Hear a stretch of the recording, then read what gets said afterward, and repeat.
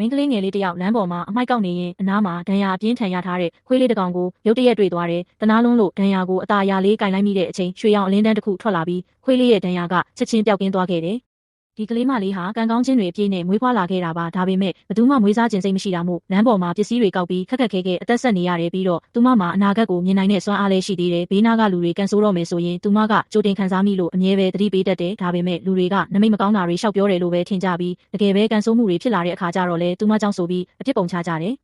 တနေ့တော့မိန်းကလေးငယ်လေးကအင်နာရှာနေရင်းနဲ့ကုမ္ပဏီပိုင်ရှင်တထေးကြီးတယောက်နဲ့မတော်တဆဆုံမိတယ်တထေးကြီးကပိန်ပိန်ပါးပါးနဲ့စင်းရဲလှတဲ့ကလေးမလေးကိုကြည့်ပြီးမျက်လုံးတွေဘောကနေဖြစ်သွားတယ်လွန်ခဲ့တဲ့နှစ်အနည်းငယ်ကဆုံးပါသွားခဲ့တဲ့သမီးလေးနဲ့တူလွန်းလို့တနာစိတ်တွေတဖွာဖွာဖြစ်ပေါ်လာပြီးမုန့်တွေယူလာပေးဖို့အတွင်းရေးမှုကိုခိုင်းလိုက်တယ်တထေးကြီးထွက်သွားခါနီးမှာပြင်းထန်တဲ့ခေါင်းကိုက်ဝေဒနာရုတ်တရက်ခံစားလိုက်ရလို့အတွင်းရေးမှုကအကိုက်ခဲပျောက်ဆေးထုတ်ပေးဖို့လုပ်တယ်အဲ့ဒီအချိန်မှာကလေးမလေးကဆေးတောက်ပြီးရင်တထေးကြီးသွေးတွေအမ်းမဲ့အနာဂတ်ကိုထင်ထင်ရှားရှားမြင်လိုက်ရတာကြောင့်ချက်ချင်းပြေးလာတော့တယ်ဦးလေးပါလို့မလို့လဲဒီဆေးကိုဦးလေးကိုမတိုက်ပါနဲ့ဦးလေးဒါကိုတောက်ရင်သွေးတွေအန်လိမ့်မယ်မြန်ထွေးထုတ်လိုက်ပါတထေးကြီးကကလေးမလေးစကားကိုနားထောင်ပြီးဆေးလုံးကိုပါဇက်ထဲကနေပြန်ထွေးထုတ်လိုက်တဲ့ချက်ချင်းပဲကလေးမလေးကသူမရဲ့စွမ်းအားနဲ့တထေးကြီးစီကိုကောင်းမွန်တဲ့စွမ်းရည်တွေပို့လို့ပေးလိုက်တဲ့အခါမကြခင်မှာပဲတထေးကြီးရဲ့ပင်ပန်းနွမ်းနယ်မှုနဲ့ဝေဒနာတွေအကုန်ပျောက်ကင်းပြီးလန်းဆန်းသွားခဲ့တယ်ဒီကလေးမလေးဟာတာမန်ကလေးမဟုတ်ဘူးဆိုတာကိုတထေးကြီးရိပ်မိသွားပြီးချက်ချင်းပဲမွေးစားဖို့ဆုံးဖြတ်လိုက်ပါတော့တယ်တထေးကြီးကကလေးမလေးကိုသူ့ရဲ့ဆန်အိမ်ကြီးစီခေါ်သွားပြီးတတိမိမျောနေတာနှစ်တော်ကြာပြီဖြစ်တဲ့ဇနီးတွေရှိရာအခန်းထဲကိုဝင်လာခဲ့တယ်။တထေးကြီးရဲ့ဇနီးဟာနိုးမလာပဲအိပ်ပျော်နေခဲ့တာ3နှစ်တောင်ရှိပြီဖြစ်တဲ့ကလေးမလေးကလှပပြီးတနာကယူနာတက်စရာကောင်းတဲ့အဲ့ဒီအမျိုးသမီးကိုမြင်မြင်ချင်းသဘောကျသွားပြီးလက်ကိုခတ်တင်းတင်းဆုပ်ကိုင်ရင်မြန်နိုးလာပါစေဆိုတဲ့မျှော်လင့်ချက်နဲ့ကံကောင်းခြင်းတွေကူးဆက်ပေးလိုက်တဲ့ခဏအကြာမှာပဲအမျိုးသမီးရဲ့ခန္ဓာကိုယ်လေးအနှဲငယ်လှုပ်ရှားလာခဲ့တယ်။မိမိနိုးလာပြီတထေးကြီးကဇနီးတီမျက်လုံးမပွင့်သေးတာကိုမြင်တော့ကလေးမလေးရဲ့စိတ်ကူးရင်မှုလိုပဲထင်လိုက်တယ်ပြီးတော့ကလေးမလေးကိုရေချိုးပေးဖို့နဲ့လှပတဲ့အဝတ်စားသစ်တွေလဲပေးဖို့အမိန့်ပေးလိုက်ပြီးကလေးမလေးကောင်းကောင်းစားနိုင်အောင်အရသာရှိတဲ့ကလေးကြိုက်ဟင်းလျာတွေချက်ပြုတ်ခိုင်းလိုက်တယ်အဲ့ဒီအချိန်မှာပဲတထေးကြီးရဲ့တူတော်ဆက်သူကဧကန်လေးကိုအပြေးဝင်လာပြီးသူမသိတဲ့ကလေးမလေးကိုမြင်တော့မောက်မာစော်ကားတဲ့လေတံနဲ့ထွက်သွားဖို့အော်ဟစ်တော်တယ်ကလေးမလေးကမိမိနိုးလာရင်တမိသွားပါမယ်လို့တိုးတိုးလေးပြောလိုက်တဲ့ကောင်လေးကဒေါသတကြီးနဲ့ရိုက်ဖို့လက်ရွယ်လိုက်တဲ့အချိန်မှာပဲကလေးမလေးစီကရွှေရောင်လင်းတန်းထွက်ပေါ်လာပြီးကောင်လေးကိုမီတာတော်ဝေးဝေးစီလွင့်စင်သွားစေခဲ့တယ်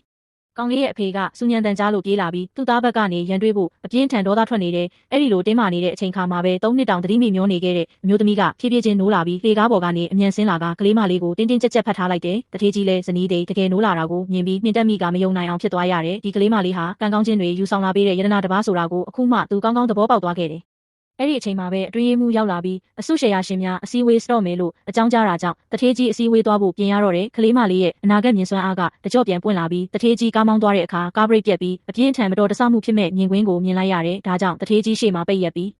မသွားပါနဲ့ဖေမသွားပါနဲ့ကားကပြက်နေတယ်ဖေသွေးတွေအများကြီးထွက်လိမ့်မယ်လို့တားတယ်အတွင်းရေးမှုကကားတွေကိုလစဉ်စစ်ဆေးနေတာမို့ဘာပြဿနာမှမရှိနိုင်ကြောင်းပြောပေမဲ့ကလေးမလေးကတော့တေချာပေါက်အာမခံနေတာကြောင့်နောက်ဆုံးမှာတထေးကြီးကယုံကြည်လိုက်ပြီးကားကိုတေချာပြန်စစ်ဖို့အတွင်းရေးမှုကိုခိုင်းလိုက်တယ်မကြခင်မှာပဲအတွင်းရေးမှုကထိတ်လန့်တုန်လှုပ်စွာနဲ့ပြန်ရောက်လာပြီးဘရိတ်တွေကိုတမင်တကာဖျက်ဆီးထားတာပါလို့သတင်းပို့တယ်တစ်ဖက်မှာလည်းကုမ္ပဏီဒါရိုက်တာတွေကဖုန်းတွေစက်တိုက်ခေါ်ပြီးလောဆော်နေကြတယ်ကလေးမလေးကခဏလောက်စဉ်းစားပြီးတစုံတစ်ယောက်ကဒုက္ခပေးလာရင်ကာကွယ်ပေးနိုင်ဖို့တထေးကြီးနဲ့အတူလိုက်ခဲ့မယ်လို့ပြောတယ်ကုမ္ပဏီကိုရောက်တဲ့အခါတထေးကြီးကကလေးမလေးကိုရုံးခန်းထဲမှာပဲအေးအေးဆေးဆေးနေခဲ့ဖို့ပြောထားခဲ့တယ်ရုတ်တရက်ရုံးခန်းထဲကနေထူးဆန်းတဲ့အတန်တစ်ခုထွက်လာပြီးကံကောင်းခြင်းတစ်ပင်ကကူညီဖို့အော်ဟစ်တောင်းပန်နေတဲ့ကလေးမလေးကအနားသွားပြီးဘာဖြစ်လို့လဲသမီးပြောတာကိုကြားရလားအကူအညီလိုလားလို့မေးလိုက်တယ်တစ်ပင်ပြောတဲ့အတိုင်းကလေးမလေးကပန်းအိုးအောက်မှာဝတ်ထားတဲ့စာရွက်စာတမ်းတချို့ကိုထုတ်ယူလိုက်တယ်အဲ့ဒီအချိန်မှာအစည်းအဝေးခန်းမတွေကိုစုံစမ်းစစ်ဆေးရေးမှုတွေဝင်လာပြီးတထေးကြီးကကုမ္ပဏီငွေတွေကိုအလွဲသုံးစားလုပ်ထားတယ်လို့တိုင်ကြားချက်ရထားတာကြောင့်အကုန်လုံးကိုလာရောက်စစ်ဆေးတာလို့ပြောတယ်တထေးကြီးကဘာတွေဖြစ်နေမှန်းမသိပဲဝေခွဲမရဖြစ်နေချိန်မှာဘေးနားကဝမ်းကွဲညီအကိုဖြစ်သူကတော့ရင်ထဲမှာခိုးပြုံးပြီးမီးလောင်ရာလေးပင်လုံနေတော့တယ်ဒါတွေအကုန်လုံးကရှန်ယူလန်ရဲ့လက်ချက်ပဲအဲ့ဒီလူယုံမာကတက်တဲ့အတူတွေလောက်ကြံပြီးမင်းကုမ္ပဏီပတ်စံခိုးယူထားတယ်လို့လူတွေထင်အောင်မင်းဖေရဲ့လက်မှတ်ကိုပါအတူလုပ်ခဲ့တာသူကအစကတည်းကဒါကိုကြံစီထားပြီးဒီနေ့မှမင်းကိုအပြီးဖြတ်စည်းဖို့လုပ်တာပဲစုံစမ်းစစ်ဆေးရေးမှုတွေကတထေးကြီးရဲ့ရုံးခန်းထဲကိုသွားပြီးတက်တွေရှာဖွေကြတယ်မကြခင်မှာပဲကံကောင်းခြင်းတစ်ပင်ရဲ့အောက်မှာတခုခုဝတ်ထားတာကိုရိပ်မိသွားကြတယ်တထေးကြီးရဲ့ဝမ်းကွဲညီအကိုကအလွန်အမင်းစိတ်လှုပ်ရှားသွားပြီ